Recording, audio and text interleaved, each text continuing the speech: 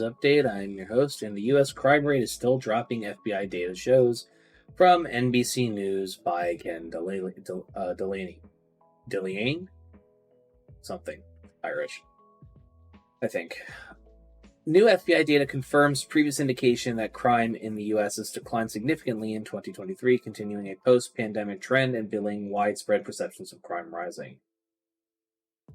Because, of course, the new fourth quarter numbers showed a 13% decline in murder in 2023 from 2022, a 6% decline in reported violent crime, and a 4% decline in related property crime.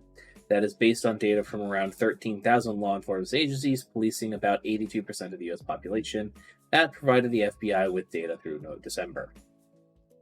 It suggests that when we get final data in October, we will have been likely to see the largest one-year decline in murder that has ever been recorded, said Jeff Asher, a former CIA analyst who now studies crime trends. In October, the FBI will release its final and most comprehensive look at crime in 2023. Duh. I want to be very clear that the years of crime in the U.S., that at the end of the day, the United States has had, crime go down over time compared since the 90s. Over the last 20 some years, it's just been going down. So just to sort of show a year on year what I'm about to say is for those watching on by the way, you can see video versions of these podcasts at the HI Media Green Room YouTube channel, which is interesting, but that's something to know, is starting in 1990 when crime was at 90%, was at reported violent crime rate in the United States from 1990 to 2022.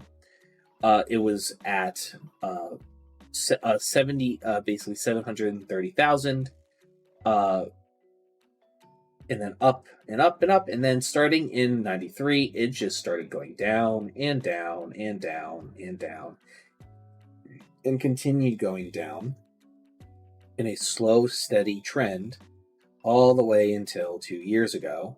And as the data that we just stated from the NMAC article states, it is continuing to go down.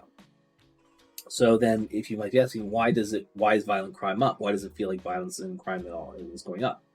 It's because violent crime has always appeared to be going up in the United States, because because sex, puppies, and happy feel good shit, and violence on TV are the only three things that sell ratings. They're the only things that get commercial buys. And out of those three, violence is the most profitable. Sex would be more profitable if it was allowed, but we can't have good Christian children looking at titties before the age of 25 now, can we?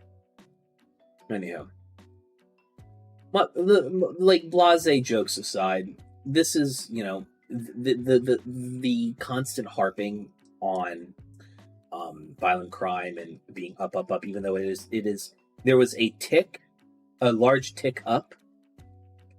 There was a large tick up during the not a large tick down during the pandemic. Why was there a large tick down during the pandemic? And I don't know, maybe it's because every American roughly got about $1,800, because most crimes are crimes of desperation and poverty.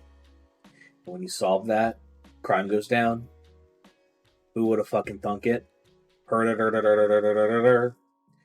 So, not to say that violent crime isn't going to go away if we start doing UBI or some shit, but I will say that the amount of people feeling the need to sling dope and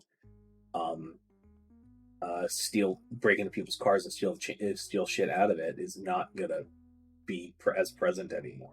But that's neither here nor there.